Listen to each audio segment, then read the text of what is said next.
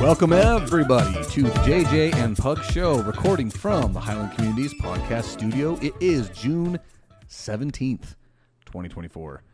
And it's so crazy. It's halfway through June. dude, like Christmas is quickly approaching, and it's disgusting. That's 6 months away, and it feels like it's tomorrow. Well, yeah, dude, 6 months blew by. Oh, totally. It was one of those things I had to tell my kids. I'm like, hey, guess what, guys? The longest day of the year's coming up. And then I realized, I'm like, holy crap, that means we're almost done. Like, and we're it's been so hot.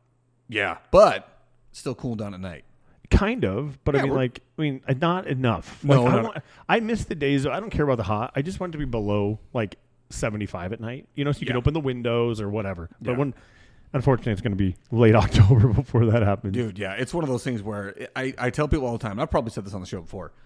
It's not the heat during the day that kills you in Arizona. It's the heat at night, because we go from 110, 112 to 98, 92. Yeah, and it's unrelenting. It's when your AC kicks on and it doesn't stop working for 3 months. Ugh. It's rough. That's the part that's hard. One of the things, what do you do in Arizona for activities in the heat?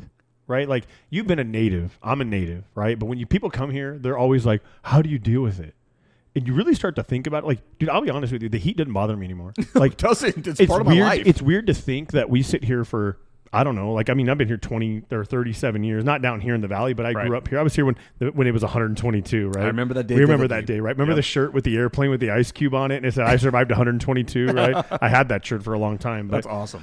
But that's like, people ask you, well, what do you do? And he said, I was in D.C. for work, right? And which I'll tell you right now, I got to see some really cool political stuff that I learned that this country is run on 25-year-olds at the Capitol. They're all interns and staffers of all these people, but they're all early 20s. And then listen, if you're a guy and you're in your early 20s and you're in a suit, for the love of everything in this world, do your hair. I cannot tell you how many guys I saw that look good. They're in a suit. They're in like legit nice suit, dressed up. And their hair, it looks like they just crawled out of bed, didn't put a thing of product in it. And I'm like, dude, you lost me. Like, I don't know how anybody takes you serious. When I say that, my thought is it's probably because I got 4 hours of sleep. Maybe, but even then, dude, run a comb through your hair. You're going to tell me you didn't shower? Yeah. Like, these kids look like, and dude, it was every one of them. It wasn't just one or two. It was so much that I'm like, the two dudes I was with, we're all in our 30s, our hair, like, I'm a big dude. I'm a big believer in doing my hair. I would hate to shave my head. I hate my head shaved. I like to do my hair. You can call it Metro. You can call it whatever you want, but I like to do my hair, especially when you're in a suit. Like, you just look good. Mm-hmm. And these kids, you're like, I know you're tired.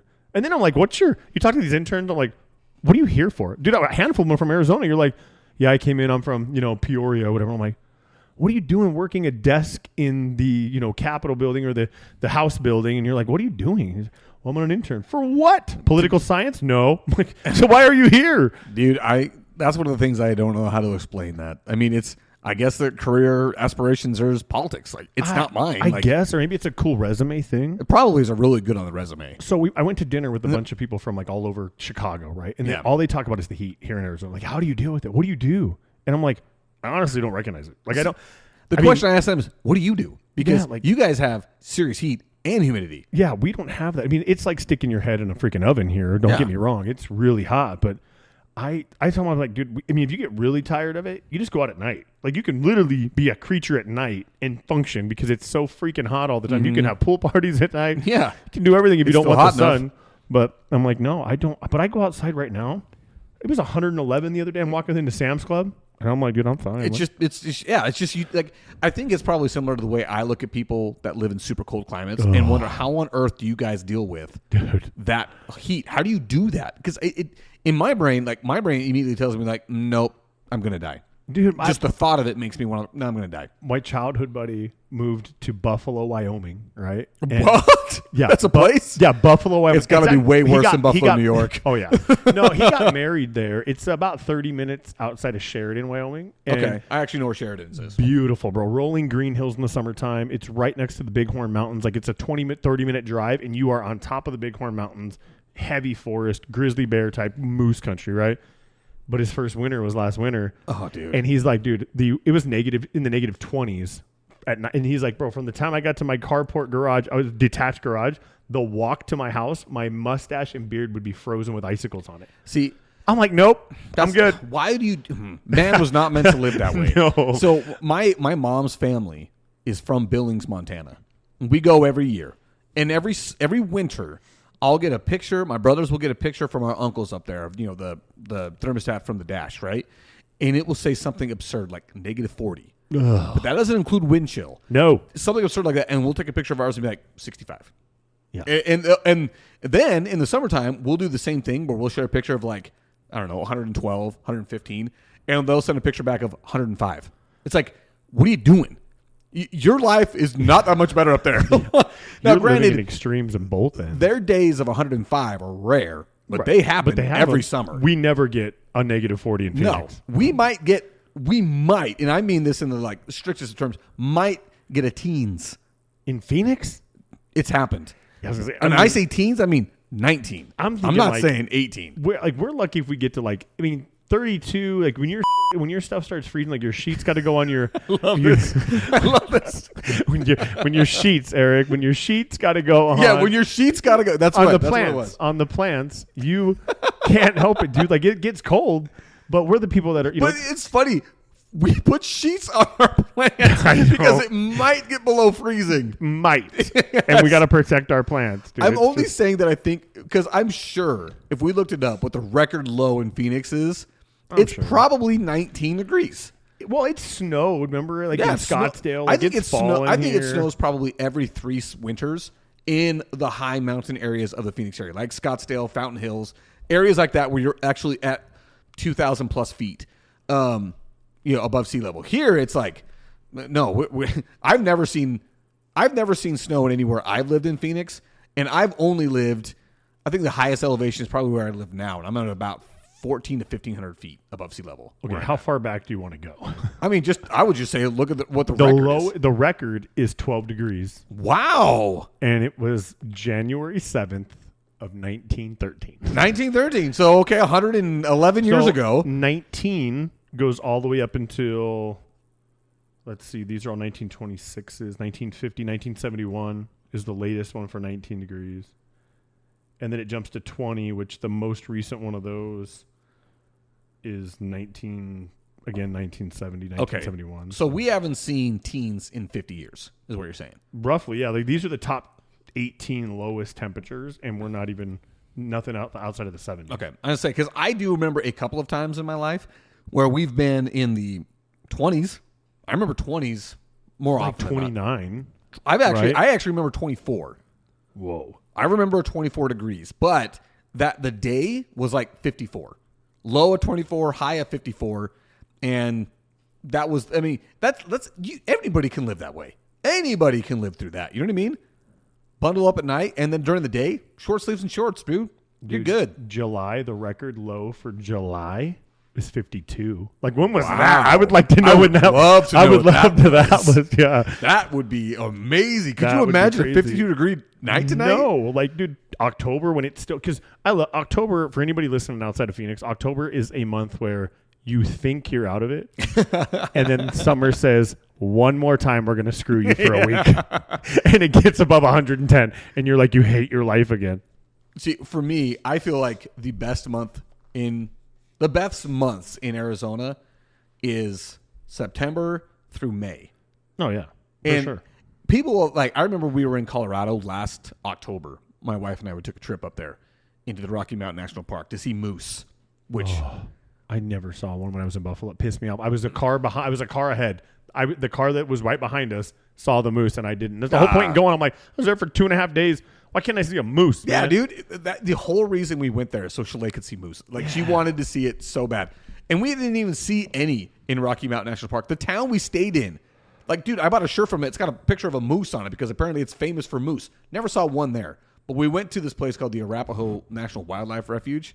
We saw him there, and it was awesome.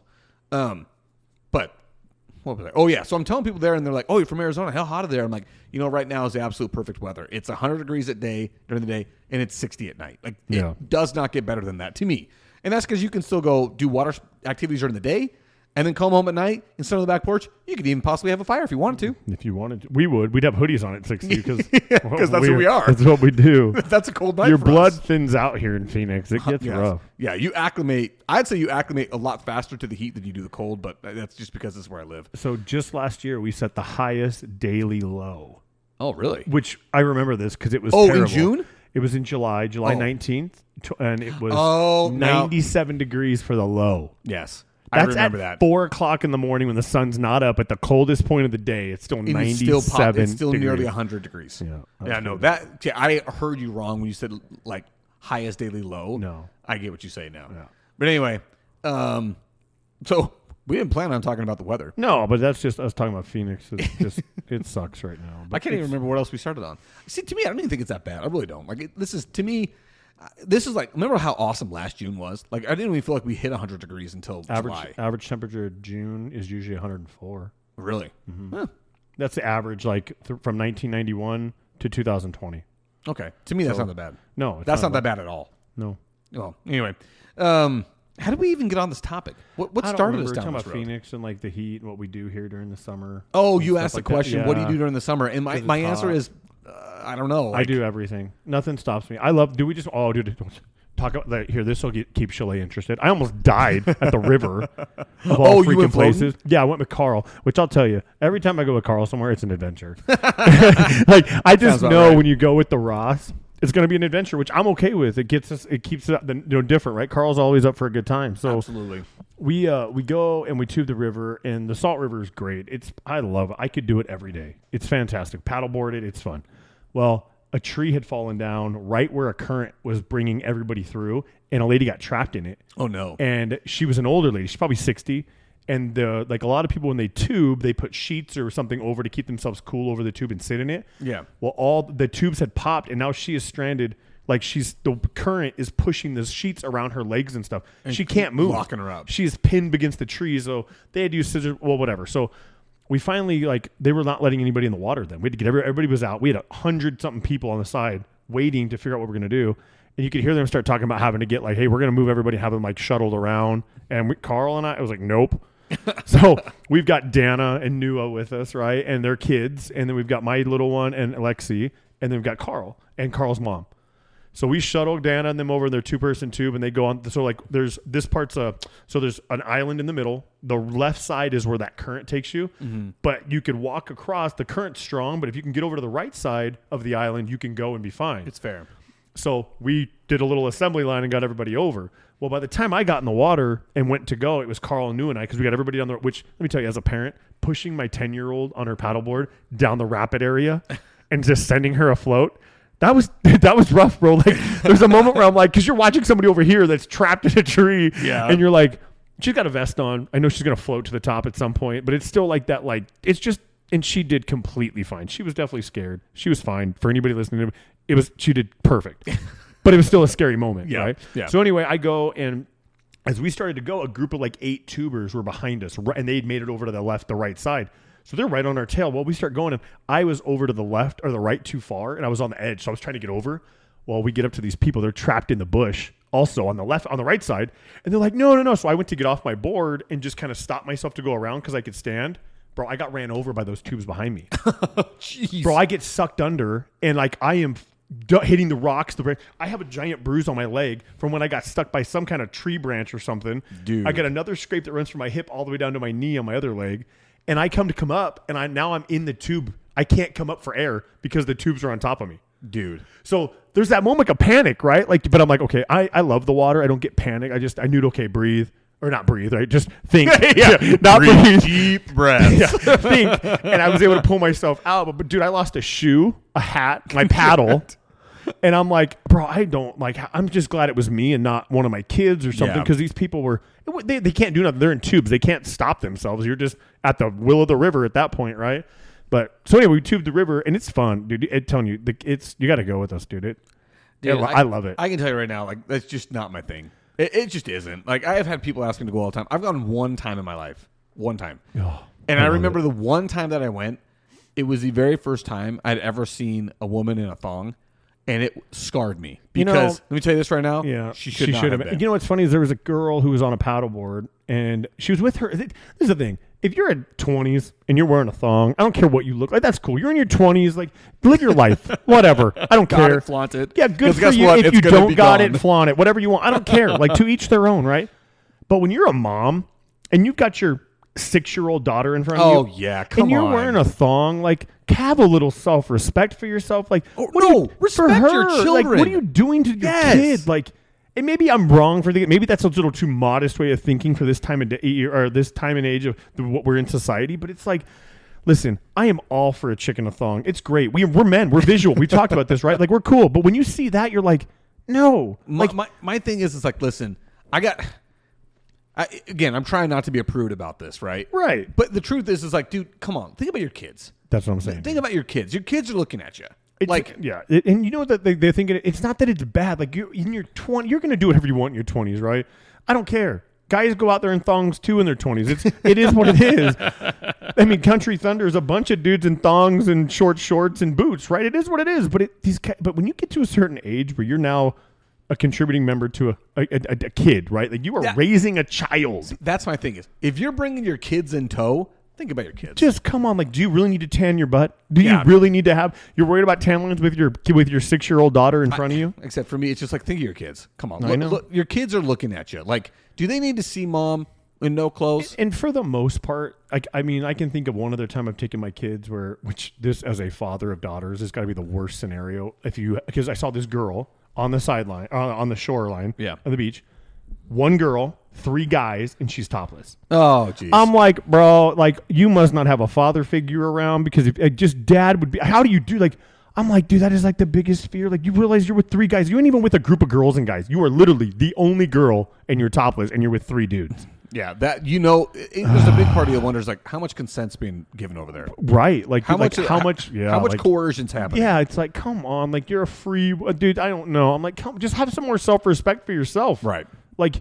There's a time and place, and I feel like a river when you've got kids floating by and stuff like that. Do you really need to be topless? Yes. See, and that's kind of my thing about it. Like the one time I went, it was, it was just not my thing.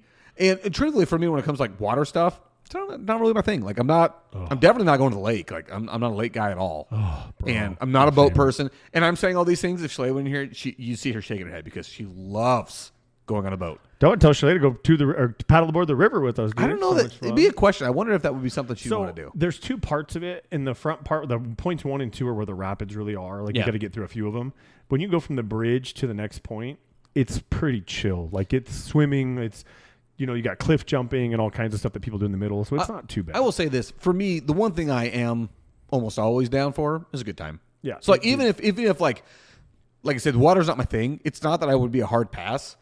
It would be something like, hey, if everyone's going, like, yeah, all right. It's like who's going, who's the company, because that makes a difference. It does. Right? Like you'd have a good time with some good people. Every time we go to Montana, my sister and her family, dude, they are boat people, right? And they love showing people a good time on the boat. Like that's the one thing that. And if you're listening, Spencer, you guys are the bomb at showing people a good time. They really are. Like that's their thing. If people come to visit them, you're not going to go up there and be forgotten. Like they're going to go up there and like, I remember one time we went up and. Spencer's my brother-in-law. He didn't have time for everybody, right? He just didn't because he's a busy guy. And the one thing that they always tell you is like, hey, listen, if you're coming up in the summer, you have to let us know because in the summertime, we're gone. Because the whole rest of the time, it sucks up here. Like it's so cold, can't do anything. In the summer, we are out doing it. Like so. Anyway, but we get up there and dude, Spencer's the bomb, dude. He's just like, all right, hey, you know what? We're gonna I'm carving out this time here on this day. We're taking the boat. Let's go. And he was like, dude, you didn't need to do this. He's like, no, man, everyone's here. We're going to do it. So anyway, he shows us all a good time. My kids love it. Shalay's all about it. For me, it's kind of like, whatever. We'll go. But like the point I'm trying to make is if everyone's going, I'm down. I'll go because I'm up for a good time. I'm not a person that's going to just like stop. Again, great example. Well, and that's go ahead. And say a group of people ask like, hey, we're going to go out to eat. You want to go? I was like, yeah, sure. And then they list all the places they want to go. All of them Italian places. Guys, I'm not an Italian food fan, but I'm like, hey, you know what? That's what everyone wants to do. I'm up for a good time. I'll find something. Do you have a pickleball court in your backyard? I have a court that we can play pickleball on. So wait, are you going to make it a pickleball court? I'm going to paint the lines. of basketball and right. pickleball. So you can have both. Yeah. Because Carl told me you did, and I was like, that's where he's been playing in his backyard? Oh, you didn't know this? I told you this. I didn't know you've been playing in your backyard. You've been saying you've been playing pickleball. I didn't know. I didn't put the 2 and 2 together that it was in your backyard. I thought you were going somewhere to play. No, dude, I could have sworn I told you it was right here at the house. We've been playing here in the backyard. No, good. Oh, dude, come take a look at it. No, No, you knew this. The other day you came by and we were playing. No. You came through the backyard. I came through the backyard. You weren't playing pickleball. Oh. There's somebody playing basketball. Yeah. Oh, maybe that was They what were it was. shooting The kids, basketball, the kids were playing basketball with Carl. That's what it was. Yeah. I'm like, no, there was no pickleball. Yeah, we just put up a temporary net, and that's where we play. Yeah, well, we need to play pickleball. I am awful. I am so awful. But that's one of those things where, for me, it's a good time. Dude, I'm so competitive. I hate it. Like, I seriously, Dude, you and Chalet, dude. Bro, I have she is raised that way. some terrible crap talking kids. Again, I love the I stopped. yourself. Good job. And let me just tell Papa you, Pug, dude, I'm proud I start to get, I'm trying for him, bro. All right. Like, I want him to know how much I censor myself.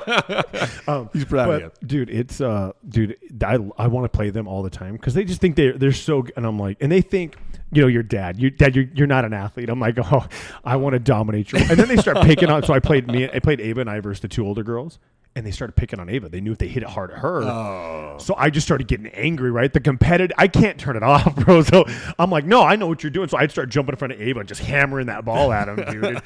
Dad, what are you doing? Why are you being so mean? I'm like, I'm not. I know what you two are up to, though. You know. But anyway, but yeah, we should play pickleball. Dude, that's the thing. Is the other day, just me and Chalet were just playing 1-on-1, and she sent me this reel of this like, it's like the point they said POV. You're playing your boyfriend in pickleball. And the girl's like running all over the court, hitting it back, and the boyfriend is literally just like not even moving, just popping it back, no problem.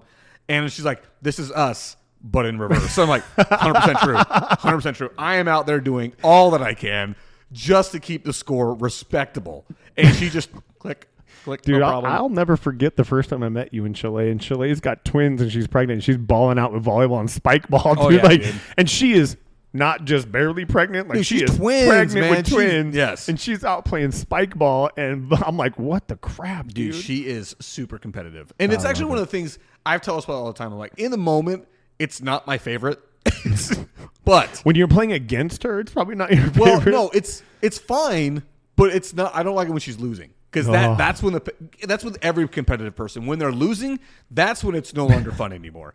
But I say this to her all the time. I'm like, it's probably the number one reason why when I met her, where I'm like, yeah, I want to be around this girl. Because the first time I took her on a date, back in the day, dude, I had this whole formula of the first date, and there was a step. I'm not going to go over the step-by-step process because it would give it away. But I had step by step by step, and if each step got passed, the girl got on to the next step.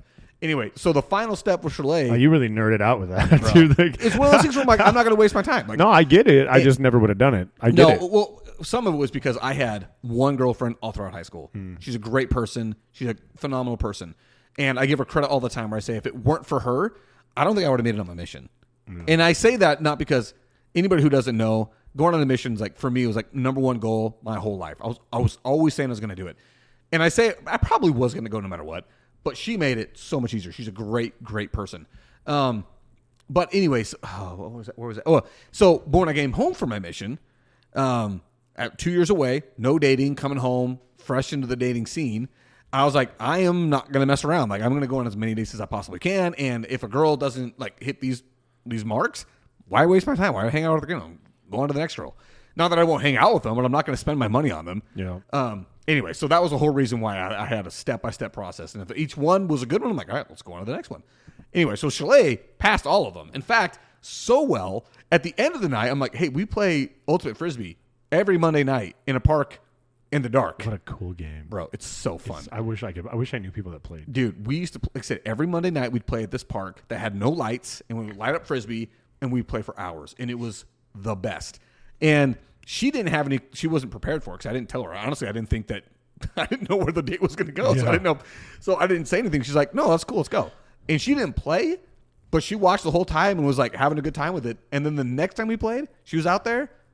Dude, I think I told you this before. That was when I found out she was practically blind because her right eye is almost legally blind. It's like almost useless. So she's going out there almost always just with one eye. And if anybody knows anything about depth perception, it's terrible at night. So it's real with bad one at night. Eye, it's terrible. Yeah. And at night, it's even worse. So she would never it almost felt like she didn't want to play, like she didn't know what was going on. And then every time you throw the frisbee to her, she just like stare at you, and then the very last second, like almost like a freak out, and snag it out of the air, and I'll be like, "What's she doing?" Like, what? I'm throwing it right at her. Going to find out, like, this was like after playing for a long time. Find out, like, oh, it's because she can't see it until it's last minute. Until it's last minute, right in her face. But that was like, to me, it's like when I realized, wow, she is super, like, not just competitive, but also talented and what's the other one I'm looking for? Coordinated, like, because she would catch it every single. We're talking about you right now. Yeah, Shalane, and your athleticism with your one eye. Yeah. Give me a pause because I'm pretty sure the 3-year-old. Oh, no, it's in her room. I put it in her room. It's on her bed. Hold on a second. I got to give my little girl a kiss before she goes to bed. False alarm. I guess I'm not saying goodnight to her. She is not quite ready for bed. But anyway, we've before we got this thing started, we started okay, maybe we should be a little bit more regimented in the way that we section out and talk about stuff. It's been nearly 26 minutes, and we haven't got into any of the things that we decided we were going to talk about. So, having said all of that, I hope you guys enjoy our ramblings and discussions, because to me, I do. Yeah, like, I don't know what else to expect. If you've got ideas of something you want us to talk about, float us an email, send us something on Instagram or something, and we'll be more than happy to talk about it. Absolutely. But this isn't an easy thing sometimes. It's like, what are we going to talk? We could talk about things over and over and over again, but it gets redundant. Like, it's just, so we just kind of float with it, and we have other things. But if you have something you want to hear us talk about or our take on, dude, send us a message. Absolutely. So we got social media. You can reach out to us on Facebook, Instagram, TikTok. Did you ever open up Twitter? No, I don't have X or Twitter. No, not X. Screw that. But, you could also email us at eric@thejjandpugshow.com or jj@thejjandpugshow.com. And we want to talk about the awesome thing that just happened? Which part? This right here. Yes, the Celtics just closed out the NBA Finals for the second time in the last 2 decades. Yeah, since 2008. First to championship, the date. 2008. Yes, to the 16 date. years later. The Kevin Garnett championship. Kevin Garnett, Ray Allen, Paul Pierce, Rajon Rondo.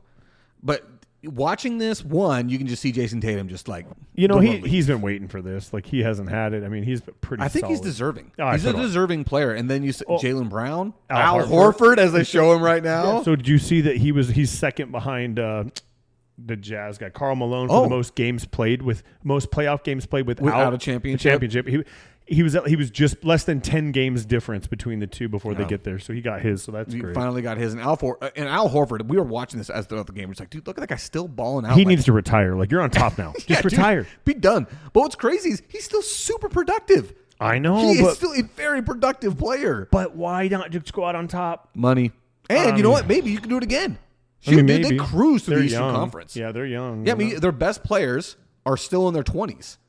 I mean, when I look at, I said this many times throughout the playoffs in the season.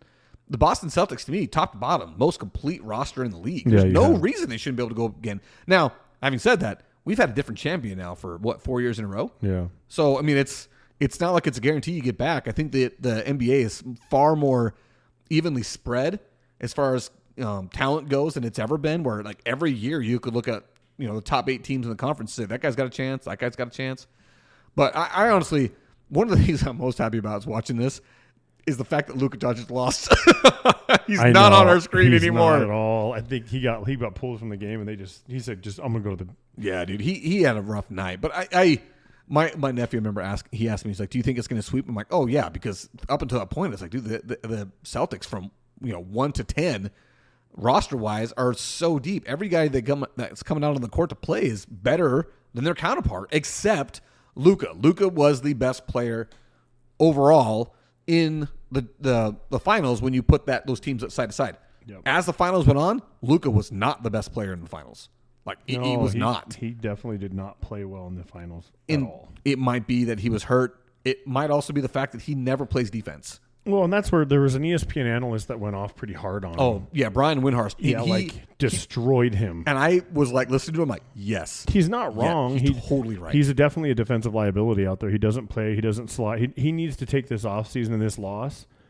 Seriously. Like here's what, when Kobe lost, or was he the next day at 2 a.m. in the gym, right? That's what Luka needs to put on that Mamba mentality and go if he wants to win something, because you can't go to Cancun now. You can't be on a plane to Cancun tomorrow, drinking and having a good time. Like, you shouldn't even be remotely close if you're serious about your craft and wanting to win something.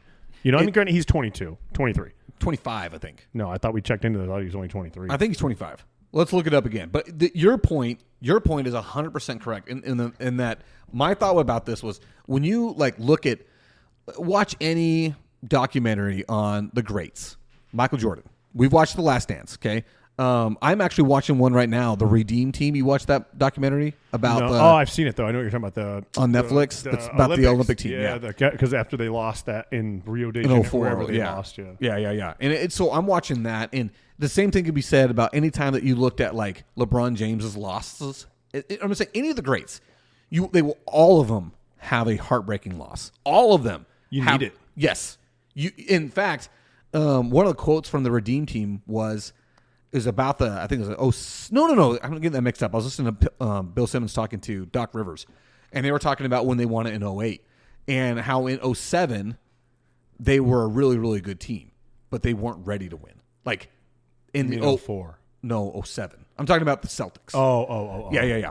And it goes the same thing with the 04 team. It's like really, really good team, not ready to win. And the reason why they weren't ready to win is they hadn't lost. They hadn't had their hearts broken. That's what needs to. I think that's how you kind of gauge. Like, you don't know the sweet taste of victory until you've learned the feeling of crushing defeat. And not only that, but dude, everybody knows the image of when Michael Jordan finally won one and him holding that trophy so tight and just the bawling, sobbing, because it was something that he had tried so hard for so long to get, and it was just out of reach. He just couldn't get over.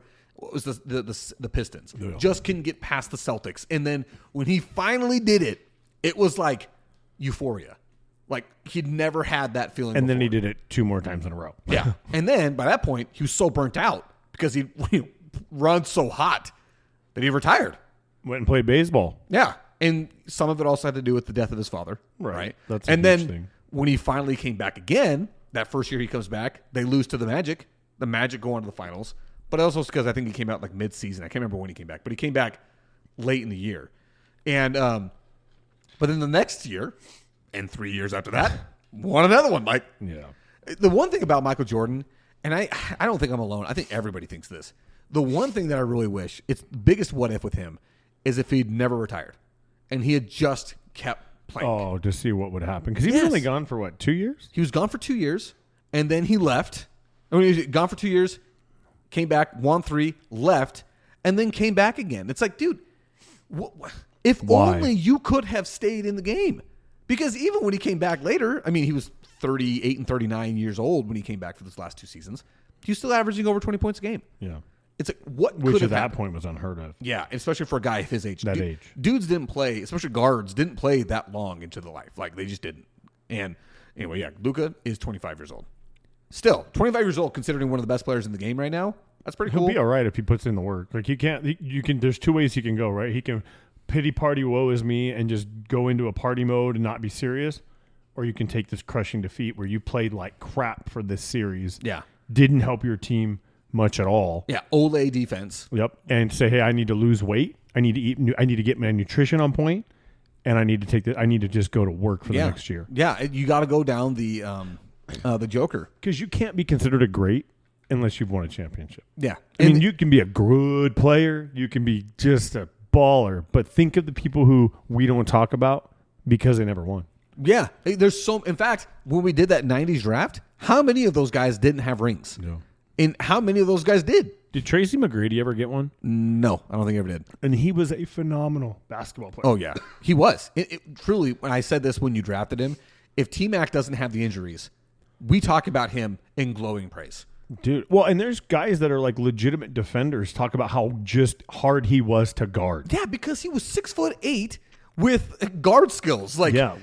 It's real guard skills, not LeBron James guard skills, like actual guard skills. Yeah, he was a point guard. Yeah, he was like a Magic Johnson body. Right. Like he's 6'8", he's long, he's lanky, he can dribble, he can pass, he can shoot. The thing about him that's different than LeBron James, even though they're the same size, LeBron James he's got guard skills. He's also got center skills. He's a power player. Exactly. He's going to go downhill. You're not going to stop him. Yeah. Tracy McGrady was going to be able to go downhill, stop, pull back, go back up again. Like, anyway, he was just different. It just was really hard because there's so many guys you can think of when you say, like, dude, just his knees. We talked about Penny Hardaway. If Anthony Penny Hardaway, if his knees hold up, we talk about him in completely different voices. Like, there's so many guys, and it's sad because, dude, knee injury, cool, he'll be back next year because the technology and medical advancement is just huge. While as then, it's like, dude, you tore your ACL, peace out, bro. You may come back, but you're not going to be the same guy. I always fear that. Yeah, that's one of the things I hate about playing. Still, now at my age, playing basketball, I'm always like, what if? Just one tweak. Don't. Yeah, like all it takes. I mean, granted, like I'm still pretty active, so I know my joints aren't terrible, but I already know my left knee is going to need to be replaced. I've already been told that. It's just a matter of how long can I hold out, and I would just hate for something like that to push it. Yeah, that's true, dude. Going back to your Luka thing, though, I thought about this a lot, especially when it comes to his physical physique. When I think about Luka Doncic, I wonder how much if he's ever going to truly take the physique part seriously, because one of the things that makes him so impossible to guard is the fact that he is so heavy with guard skills, right? He can dribble, he can pass, and he can be heavy. Well, the reason why I'm saying is like because his ability, because usually the people he's going up against are guards. Yeah. Right? He doesn't get a power forward that's lined up against him that's size for size. He gets a guard. And so he's able to punish those guys. Back him down, get him into the paint, and do what he needs to because he's so much bigger than them. What's he weigh? I think he's probably around 260 pounds. Let's see if you we think can he's that. I was going to say, dude, he's that heavy. He's 6'6". I guess he does not look 6'6". Yeah, he's 6'6". And so it's one of those things where he's a guy the size of Luka Doncic, like just height-wise, and you wonder, like, okay, I think he's got to be about that. I don't know if we'll find anything that says he's listed at that. But he's right here. It says he's 6'7", 230. He's not 230, bro. He is definitely heavier than 230. I mean, you see that guy? He is pillow soft. But going back to like when I said the Joker, like when you saw the Joker, Reed, when he started taking his physique seriously is when he skyrocketed, and like they finally won a championship. Well, and that's what I'm saying. I think if he comes to play. And you could still be 230, dude. Like, he just changes that body, moves all that weight from his center line up to his chest and shoulders and stuff. Still have the weight to push somebody down, but he'd be in condition. Like, I'll tell you this. Legit condition. If he actually got to a legit 230, then yeah, he's not 230. There's nobody convinced me he's 230 At 6'7", 250, you'd be a house. Yeah. Like, he could lose 10 pounds, but move the weight around. Move the weight. Change the weight. You'll get his legs built up a good bit, dude. Yeah. He could be a house. Yeah. But imagine, I mean, his ball handling skills are pretty legit he's very good at creating contact and that fallback shot, step away or fade away, whatever. Yeah. That's one of the things I had on the list of discussions I wanted to have. And we spent this whole time talking about Luke and how this could possibly be his either hero or villain origin story where he had such an embarrassing loss in the finals. Like, he didn't get swept, but dude, they got worked. Close enough. Every game they got beat by 20 points. Except for the fourth final, game. Game 4, they blew out the Celtics. Yeah. But it was clear when the Celtics, like I said, when the Mavs got on that run, they're like, all right, you know what? We're pulling back. It's not our night tonight. We'll close it out in Boston because they were going to. Well, and Luka needs to stop complaining to the refs constantly. Like it's like, dude, stop chirping and like you just listen. It is what it is. You're not gonna ever change a call. Mm-hmm. That was one of the things that Windhorst went off on him about.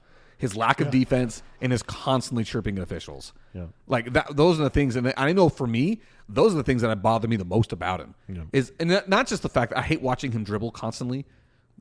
I just don't like those kinds of offenses where it's just one guy that everything revolves around. It's not fun for me to watch. But we haven't even given any flowers to the fact that the Celtics just won their championship. This is their 18th, I think, total. I think they lead the NBA now in most championships.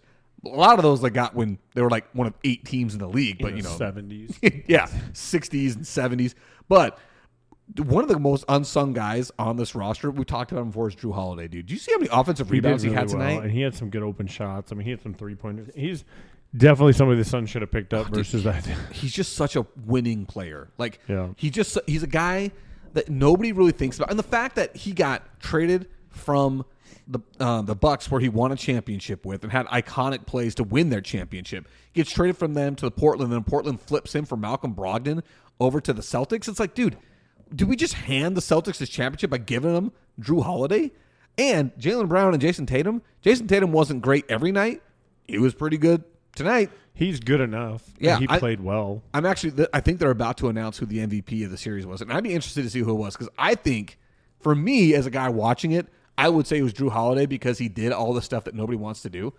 But they just gave it to Jaylen Brown, who was also equally. Did they? Yeah, Jaylen Brown just got it. And he also was very deserving. Great player, had a great series. Tonight was probably his worst night, and even then he still scored something like 20 points. He just wasn't crazy efficient. And when they announced it, that all of his teammates are like mobbing him right now, that's awesome. And you can tell he's pretty emotional about it. That's cool. That's cool. For a guy who's been much maligned and not given that, I don't think he gets near the flowers he deserves on that roster. It's good to see it for him. Yeah, he played really well, and he took a lot of criticism in, I think, the last series for some stuff. But I think he took a lot of criticism most of the year because he didn't get named. He didn't get named to an All NBA player or an All NBA team. In fact, Devin Booker took his spot. Good for you, Devin. I get to be mad at you. Like, good for you, Devin. Having said all that, so I think we've given enough credit to the Celtics. Great series by them. Deepest team in the league. If they keep this roster together, as far as I know, it's very capable of doing so, because a lot of those guys are signed long term. Then there's no reason why they couldn't do this again next year. It's always hard to win again. Dude, it's the Eastern Conference. It's true. I mean, when you look at the competition they have in the Eastern Conference, it's the 76ers, the Knicks. I don't think it's the Heat and the Bucks. And the Bucks, they're old.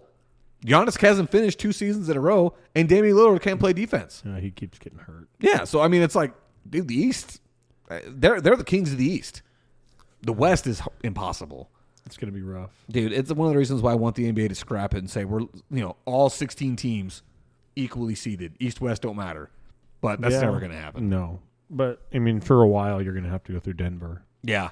To get to the championship. Even though, it's funny you say that, because I totally agree with you. Even though Minnesota beat Denver, I'm 100% with you where I still think it goes through Denver. Yeah. Minnesota they're an up-and-coming kid, but they're going to have to go through Denver. Yeah. You exactly. know what I'm saying? And they did. They had to go through Denver.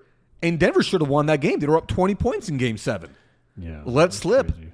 So I'm with you, dude. I think it still goes through Denver. And the Lakers, don't give a crap about them. They're not a threat. Whatever. They still can't even get a coach.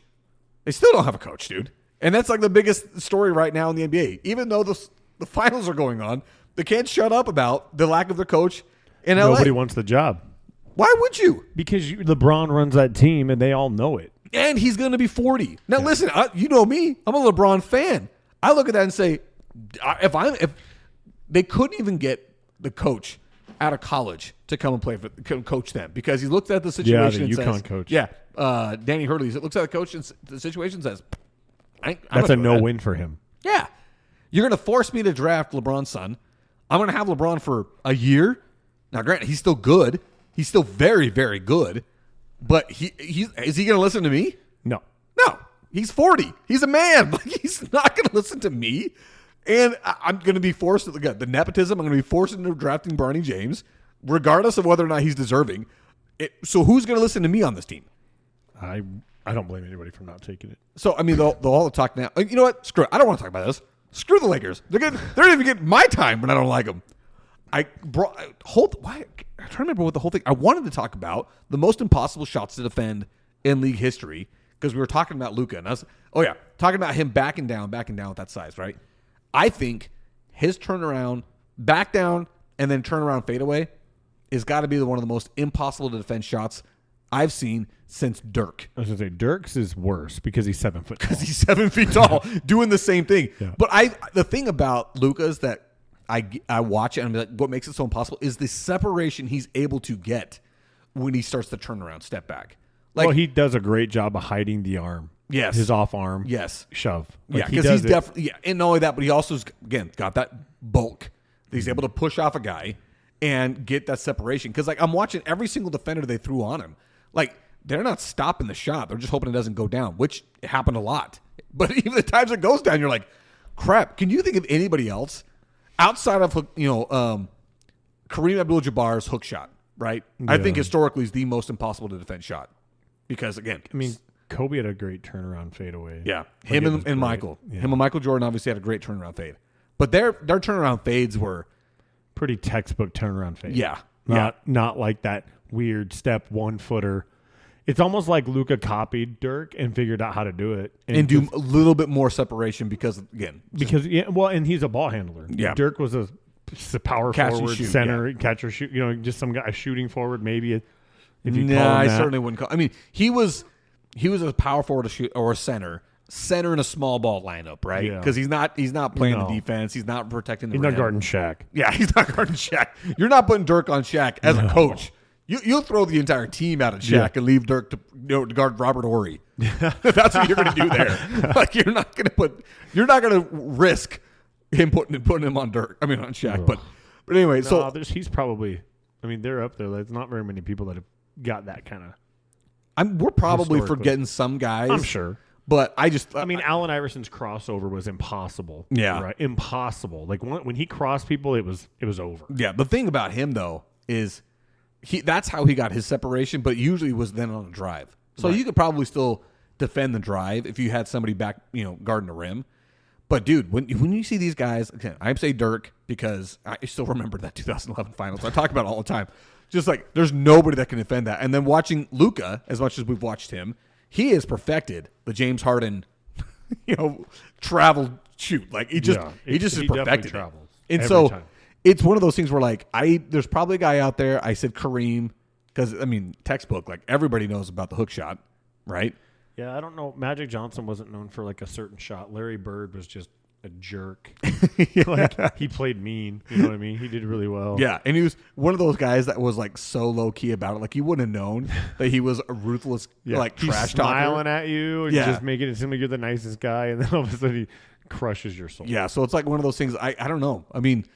Maybe we're not historians enough to be able to state it, but I just watching Luka as much as I've watched him in these playoffs, I'm just like, dude, I can't stand the player, but again, I can never deny the fact that he's an amazing player, and his step back is crazy.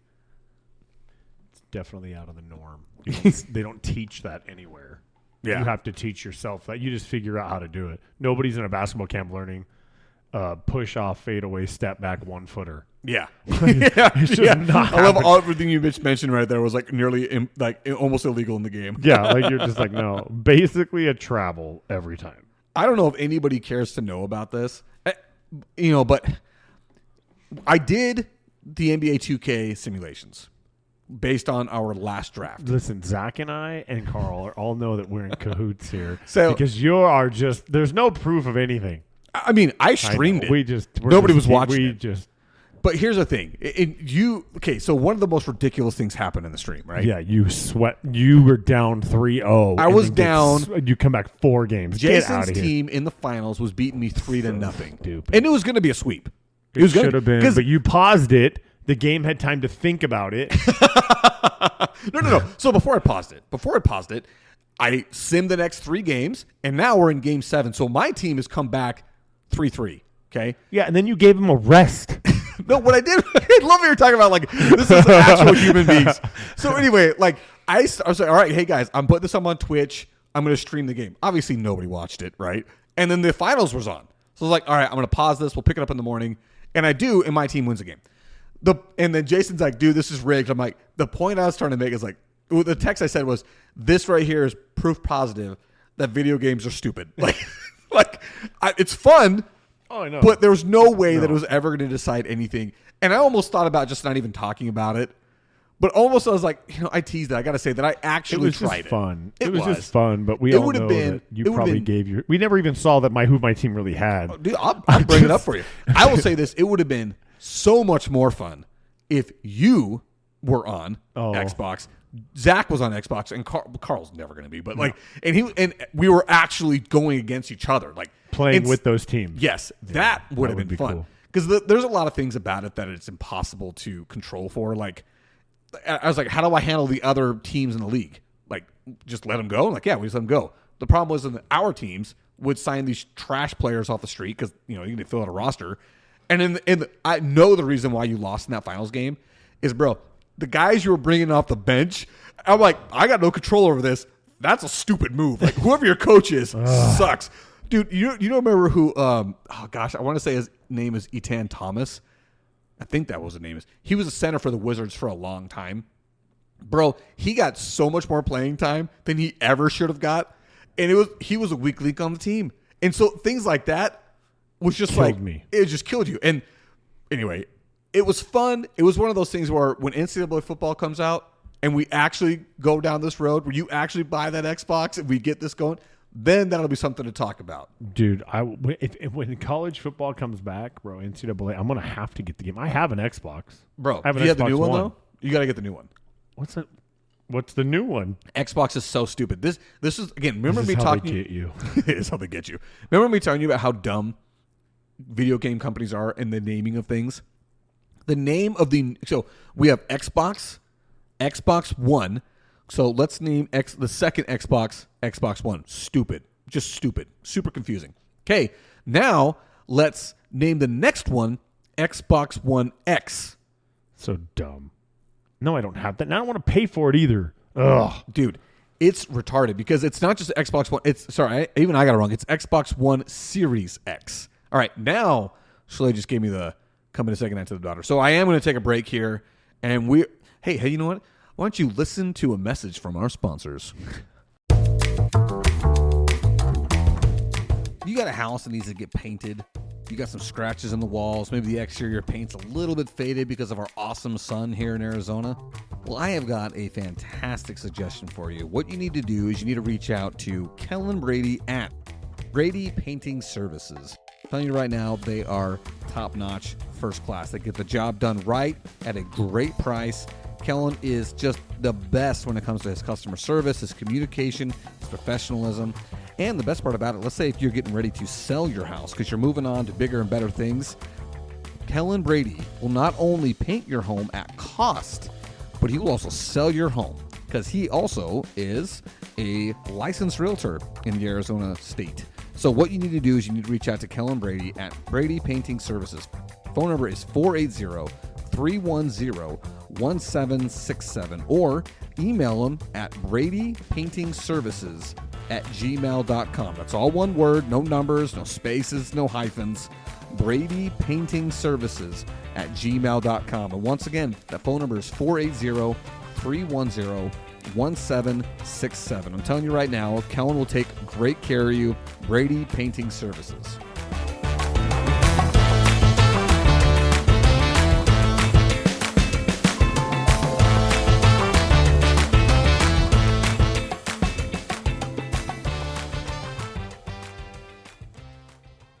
All right. Thank you for listening to that quick little break there. In the middle of that break, when I was going to say goodnight to my daughter, my son Benton says he's got a joke for us, Jason. Oh, I'm excited to hear this. All right, buddy, go for it. Knock, knock. Who's there? Interrupting cow.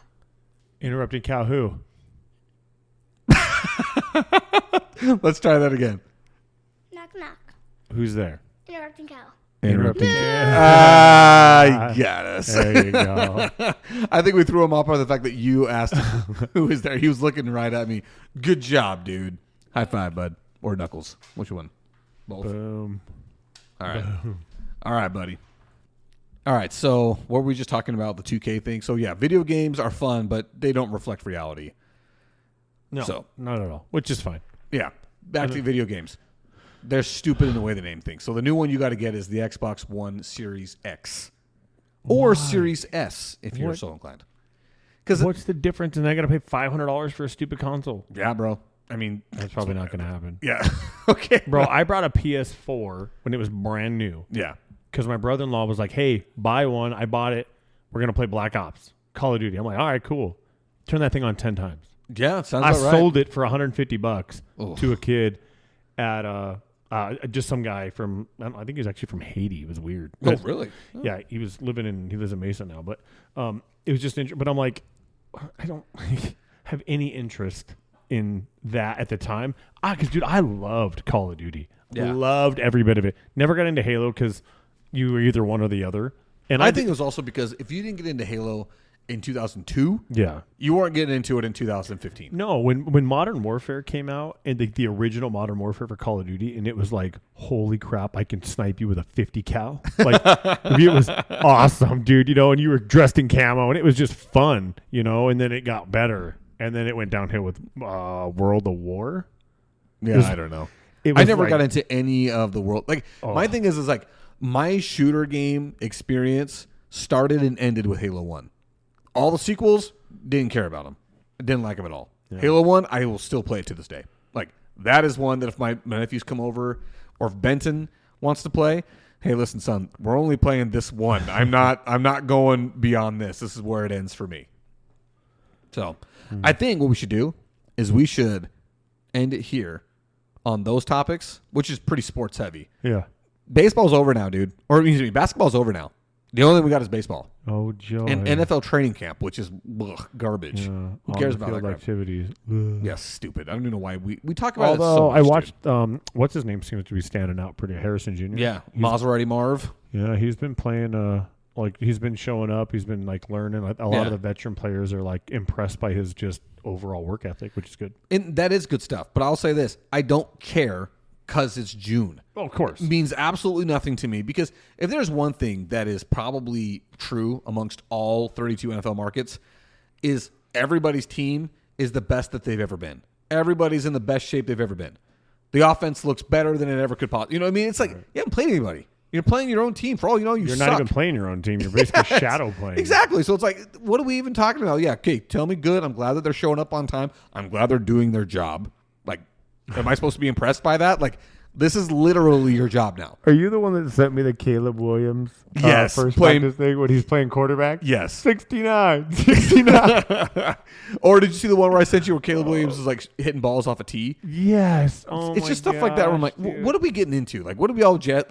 Let's actually watch the NFL when it happens. Now, I'm not talking about preseason, right? That don't mean crap. So until I actually see some actual combat, quote unquote, on the field, all the rest of the crap we're talking about is that it's crap. My algorithm knows I'm a Cowboy fan. I'm sure. So it's been showing me all the like Zeke highlights, right? Because he's back. Oh yeah. And I'm like, I just wish if he's half that good, I'll be happy. Dude, he's not. I know. Well, you know what? You never know, dude. He's still young. He's not old. How old is he? 30? Dude, and I'll tell you what, a lot of miles on those legs. But I would say maybe at the most because he played at Ohio State. It wasn't that long. I bet you he did 5 years with the Cowboys, and then I think he left. I mean, so you got to figure. I bet you he's in his late 30s or late 20s. Okay, let's see. He's 28. Yeah. He's only 28? That's what I'm saying, dude. Like, he's not, like, complete. Like, he's still, I think. It feels like he's been out forever, bro. No, he came out young. I think he was 20. Probably 2021, yeah. I just feel like, I just felt like he was done when he went to the Patriots. Right. And he didn't do anything there. Well, they had a terrible line. Terrible team. They're terrible. Like I think if you give him a line, like he's a downhill runner. They need somebody else. The Cowboys cannot use Zeke alone. No, they do. He is a third and short guy or your goal line guy because he is a downhill, powerful runner. Yeah, they need a two-headed back. They absolutely do. And I think that's sucks true. We lost Tony Pollard. Yeah, so. for nothing. Yeah. It was a free agency. They got that Deuce Vaughn guy. I think they're trying because his dad's a coach. And, I mean, he's fast. I think he played at Kansas State. Yeah, Kansas State. He's tiny, though. Yeah, but I'm like... He's like 5'5", 180 pounds. Yeah, you're like, he's not your workhorse. Yeah, like, I don't even know if I can say he's a change his pace, but guy, he's tiny. You can't... You need with that, you'd need a three-headed monster then. Yeah, dude. So right now, that Deuce Vaughn guy, 5'5", 176 pounds. Jeez, dude. No, that's... He's going to get crushed. I mean... Small NFL running backs exist. Not many that light. Like 5'5", 5'6", 5'7", 5'8". Those guys, they're happy. Who's you listening to over there, bro? That was watching what's his face, the Celtics player that busted his tooth. Oh yeah, Derek White. Yeah, they were showing a whole bunch of clips of the Yeah, they were like he's smiling and he's missing half of his tooth. When I was talking, I'm like, I don't remember him having a chipped tooth like that. Yeah, he got smashed. His face got smashed on the court hard. Oh dang, dude! Like he went down, hit his face down, and then got landed on top of while his face was still on the ground. Yeah, it was bad. It was rough. Completely a basketball play. They're going for a loose ball, like no malicious anything, but it was bad. Like, his whole face is like flat on the court, and then he gets landed on top of it. Yeah. But you know what? He got a ring now. Yeah.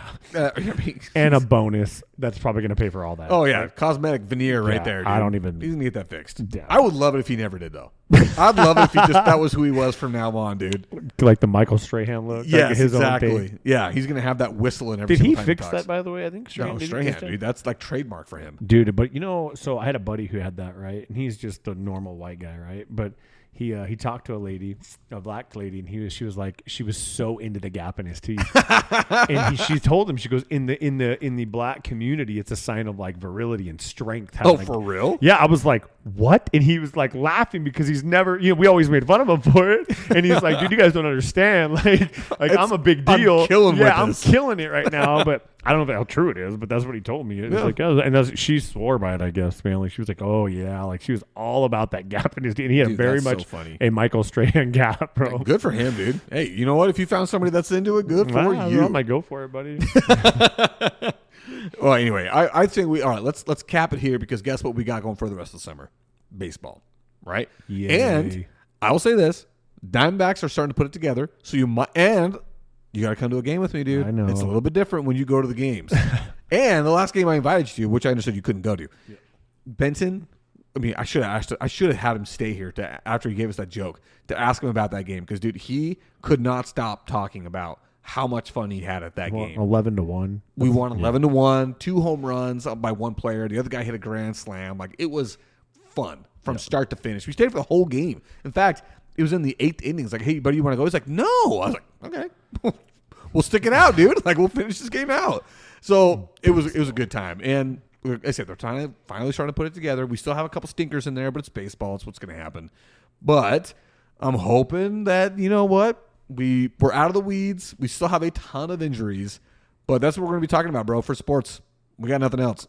Web gems, great. I do love web gems. They're pretty impressive plays. Like absolutely. When you got a guy that takes a third baseman that can slide out, and then he's on his knees and he's able to make that throw to first. Yeah, throw a laser, throw a guy out sprinting. Yeah, I mean there's no doubting the athletic ability there. Oh yeah, right? Like those are just cool. Like I would rather watch highlights of baseball than watch baseball. But I will tell you, like I told you before, the pitch clock has changed it. I can sit and watch a baseball game with no problem now because it's fast. Like, it's just go. It makes all the difference in the world. All the difference in the world being able to say, all right, we're not going to sit here. Because, dude, before the pitch clock, you'd have pitchers that would literally spend a minute and a half between throwing a ball. Yeah. And it's like, we're doing nothing. There's nothing happening right now. How on the earth do you expect to build a fan base of watching nothing? Yeah, no, you can't. It like sucks. The thing that's crazy about the NFL is we go 40 seconds between plays? That's the play clock's 45 seconds, something like that? It's 40. 30, 25 to 40, depending on the play. And it flies. It does, because guess what you get? You get 3 or 4 replays of the last play from different angles, because everything in football is like fun to watch, right? You get some analysis on it. In baseball, it's like, all right, we showed you the pitch. Did you see that dude throwing a 105-mile-an-hour fastball? Oh, yeah. Is it the pitcher for the Pirates? Yeah. Skeens? Yeah, dude. He's I'm like, holy crap! How do you hit that? I'll tell you right now. I'd be shocked if that guy has a 10-year career. Just use that ball because he's going to throw his elbow out. I mean, what's it, Tommy John? Tommy John. Yeah, he's gonna say that's one of the things that they're talking about in baseball. It's one of the things that's holding the sport back, and it's going to be possibly a huge problem. Is the amount of guys out there who being a pitcher now doesn't mean actually being able to pitch. It means how freaking hard can you throw a ball? Because that's the most important thing that guys are looking at. Instead of back in the day with guys like Greg Maddux. I was just thinking of him, dude. Like if you could be a Greg Maddux today. Oh, dude! I mean, imagine you would make a lot of money. Because you're just nobody can hit you. Yeah, you're the one guy that your entire game is on control. I'm going to throw it right where you think it's a ball, but it's a strike. And I'm just going to constantly, slowly widen that strike zone to where you're swinging the crap way out of the zone. Like, the way Greg Maddux pitched was, like, scientific. And it was all, like, under 90 miles an hour. Yeah. The guy was throwing – if he threw a 90-mile-an-hour fastball, it was like, he really pushed it. Yeah, he's got that, but he's not going to use it again. No, that's not who he was. He's going to throw a curveball that rolls off the table. Exactly. Crazy. And now we got guys that literally, like you said, Buster – what's his first name? Skeens. I don't know. I can't remember the guy's first name. The pitcher for the Pirates. He's coming out here throwing 103, 105 miles an hour. Insane. But he's only throwing for 6 innings because he's going to throw his arm out. Dude, there's just no way. No. But anyway, I say we close it out. We got a couple other things we can talk about. We'll roll this out in 2 releases. Fine with me. So, all right. You got anything else to say before we close out the sports section of this? No, like fat kids in dodgeball. We're out. All right, say fresh juice bags.